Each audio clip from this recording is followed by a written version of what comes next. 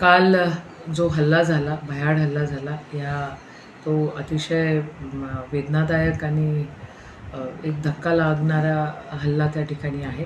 तिथे पर्यटकांवर गोळीबार होणं ही सिक्युरिटी आणि पोलिसिंग किंवा मिलिटरीचे लोक जे होते ते त्या ठिकाणी ॲब्सेंट होते आणि आतंकवादी जे आले होते ते मिलिटरीच्या गणवेशामध्ये आलेले होते आणि त्याच्यामुळे पर्यटकांना पण लक्षात आलं नाही आणि एवढं मोठं कांड त्या ठिकाणी झालं.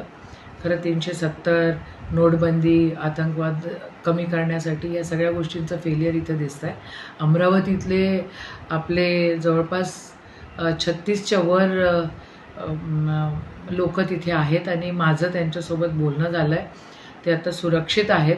मी कलेक्टरांना देखील या सगळ्या गोष्टी अवगत केलेल्या आहेत आणि ते जिथे राहत आहेत तिथे सेफ आहेत असंही त्या सगळ्या मंडळींनी मला सांगितलं. तर माझ्या ऑफिसमधले सूर्यकांत बोबडे म्हणून होते, ते देखील त्या सगळ्यांमध्ये सामील होते आणि आम्ही सरकारसोबत पण त्यांचं बोलणं करून दिलेलं आहे.